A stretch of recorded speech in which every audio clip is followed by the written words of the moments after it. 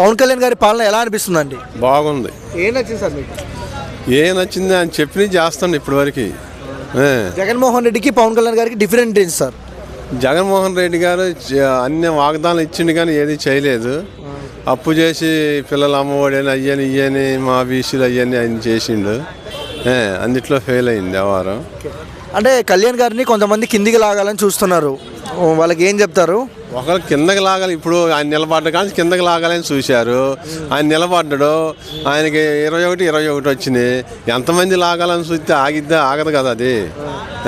అంటే సార్ ఎటు చూసుకున్నా కళ్యాణ్ గారు మంచిగా పాలన చేస్తున్నారు, కానీ మనం చూస్తున్నాము వైసీపీలో ఉన్న ప్రభుత్వానికి జనసేన ప్రభుత్వానికి డిఫరెన్స్ ఏంటి?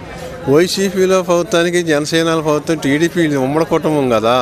వీళ్ళది బాగానే ఉంది, అభివృద్ధి బాగుంది. ఇప్పుడు రోడ్లు వేయటం కానీ మరి అక్కడ ఎవరికన్నా ఏం అందని కూడా ఈ గవర్నమెంట్లో లంచాలు అనేది లేదు. ముందు వైసీపీలో తక్కువ ఏంటి?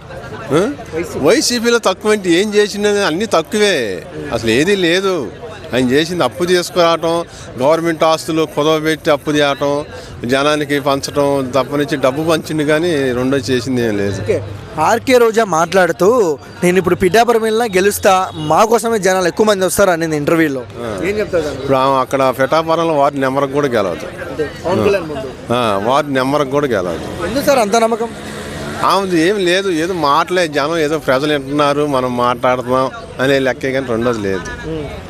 జగన్మోహన్ రెడ్డి 30 ఏళ్ళు మేము పరిపాలనలో ఉంటాము, ఇంకా పవన్ కళ్యాణ్ ఉండడు అన్నట్టు మాట్లాడారు కదా, దానికి ఇప్పుడు అట్లా చెప్పుకోకపోతే ఆయనకి దారి లేదు. ఇప్పుడు అట్లా చెప్పుకుంటేనే ఆయన నిలబడతాను అన్నట్టుగా చెప్పుకుంటుండో. ఆయన ఓట్లు లేరు. ఇప్పుడు జగన్మోహన్ రెడ్డి రాడు, అసలు ఇప్పుడు అధికారంలోకి రాలేడు. ఇప్పుడు అసలు ఇప్పుడు అత్తడో ఇక రావడం తెలవదు కానీ అసలు అయితే రాడు. ఓట్లు ఎవరు ఓటింగ్ ఎవరు